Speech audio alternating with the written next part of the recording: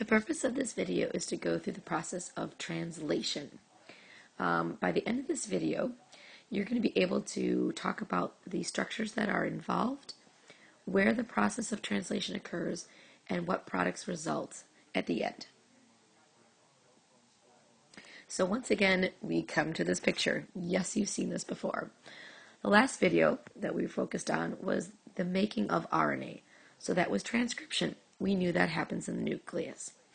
Translation, though, is when we take our RNA and we're going to make our proteins with it. Remember, the protein is what's actually determining the trait. So when you have different traits, it's because different proteins are being made. That is the process of translation. It happens inside the cytoplasm. And this is where you're taking the mRNA code and you're turning that into amino acid sequences.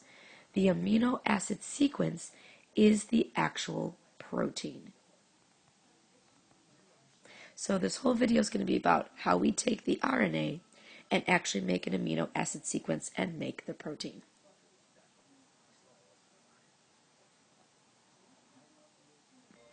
So if we look at the picture, and we know that the mRNA is getting the code from the DNA, and I know that the DNA is inside our nucleus here, then the mRNA must be made inside the nucleus as well. So if I look in this picture here, I'll do it in red, this little sequence here, that's our primary RNA. You guys remember that from the lab, that's our primary RNA. So then in this picture, it's showing us this is our post-modification that's happening. So the exons are coming out, the introns are coming out, the exons are spliced back together, your methyl G camp is put on, your poly A tail is put on. Where does it travel after the mRNA is done? It's going to travel out of the nuclear pores, and it travels into the cytoplasm. If you'll notice, in the cytoplasm, that is where translation is going to happen. So this is demonstrating translation. So here's the main question. How do we actually take the code from the mRNA and actually translate it into an amino acid sequence? Well, we see the first step. Well, we know we take the code from the DNA and we transcribe it and we turn it into RNA. Got it. Okay, we know how to do that. But now what we do is, if you notice, we split the RNA into 3 sections, or into 3s. And for every 3 bases, we end up with a unique amino acid. So you'll notice that if I have UUU, I end up with a square amino acid. If I get GGC, I end up with a different amino acid, a circle. If I end up with CGU, I've got a triangle. Oh, wait a minute. UUU comes back again. I'm back with my square amino acid. So here's what you need to know. Each of these 3-letter base sequences on your mRNA, these are called codons. So if I look at here, if I just split it into 3s, every 3 letters, I would say I have 4 codons represented in this picture. And every codon represents a different amino acid. So because I had 1, 2, 3, 4 codons, I have 1, 2, 3, 4 different amino acids. That is basically the process of translation. I take my RNA, I look at what the codons are, and then I figure out the amino acids that match with those codons.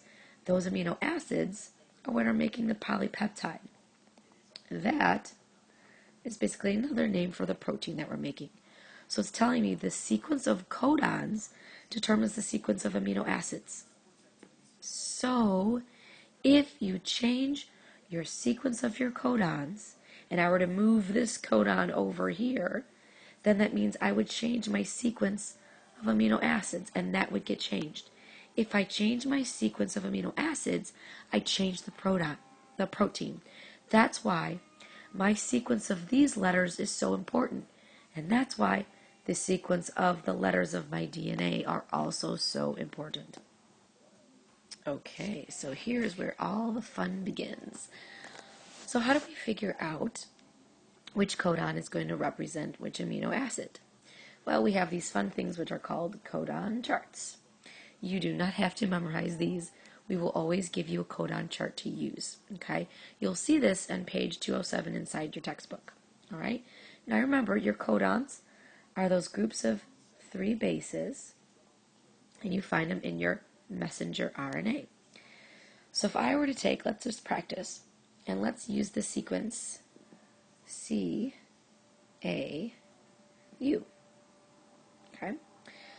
I notice I've got my first base on the left-hand side, so I find C, which means I'm going to be somewhere in this section here, based off of here. My second base, which I have to leave the title on top, is A, which means I have to follow this column. So now I've narrowed it down to this section. And then my third base is U. So my third base I follow over here. So I've got U, which means histine, or HIS. So if I have that codon, that represents the amino acid histine. Now there are 20 different amino acids that are represented, okay? So you'll notice that every single one of these, phenylalanine, leucine, methionine, valine, alanine, they all code for different amino acids. These are simply abbreviations for them. You're not going to be expected to memorize all of the names of those either. So as long as we give you a chart, you just have to be able to find the 3 letters in the chart and match that up with the amino acid. Now let's check out the chart on the right. This is the same thing. It's just another way of representing it. So if we start with the first base, which is C, I'm going to start in the middle here. Then if I look at the next row out, would be A, puts me in this section. And then if I look at U, that would be this one, this section here. Oh, histidine. Okay, it's giving me the same amino acid. So you could use either one of these charts. They'll give you the same amino acids. All right, let's practice. So it says determine which amino acid each codon represents. So I'll do the first one with you. I have A, U, G would be my first codon. So if I look at my first base is A, then I have U, and then I have G. That's going to put me at methionine. So this one is MET. So I'd like you to hit pause and see if you can correctly figure out codons 2 through 7. Then once you think you've got it, hit play and you can check your answers.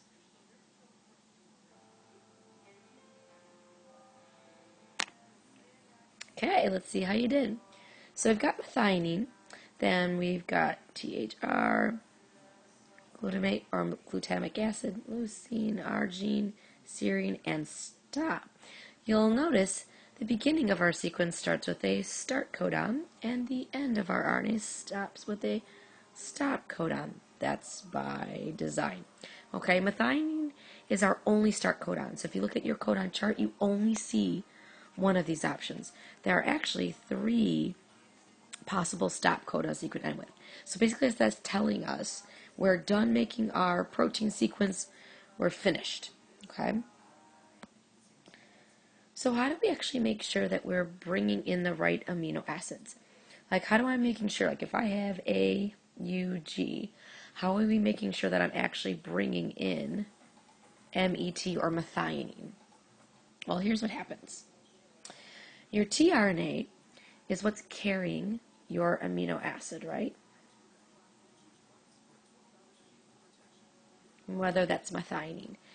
And our mRNA has all of our letters, right? It's got like A, U, G, G, C, C, and let's just say maybe another C, A, U in there. So the tRNA has something called an anticodon, and this anticodon is complementary to the codon on the mRNA. So that's why if I have a specific sequence, if this is my codon on the mRNA, okay, so I have GCC, then my anticodon, which is on my tRNAs, remember those were the things that had kind of like that It looked like that T-like structure to it and carried those amino acids on it. Well, at the base of it, it's going to have something that's complementary. Okay, so if I have a G, I'm going to have a C. If I have a C, I'm going to have a G and a G. All right, so then that comes in, and that's bringing the specific amino acid.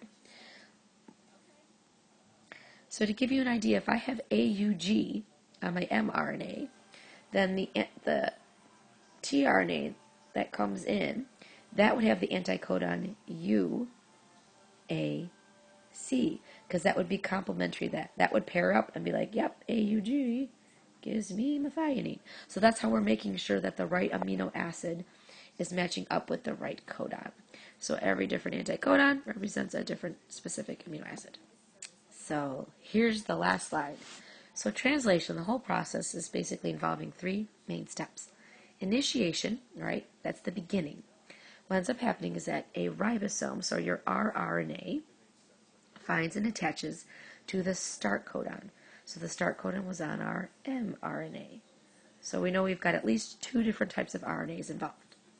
The middle step, elongation. All of our tRNAs are going to keep bringing in the amino acids. So we keep bringing in our amino acids and we link them up. And they're linked together into this long polypeptide chain, which is our protein. So that's the middle step. The last part, termination. To terminate means to end. Okay?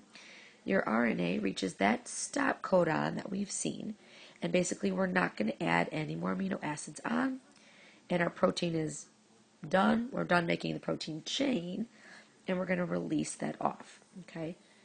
So you've got initiation, we find the start codon, we bring amino acids in, we elongate it, make it longer. Termination, we're done. We've reached the stop codon, we're done adding amino acids. And that concludes the translation video. So your next step is to go into Schoology and to complete the translation practice quiz on Schoology. Good luck.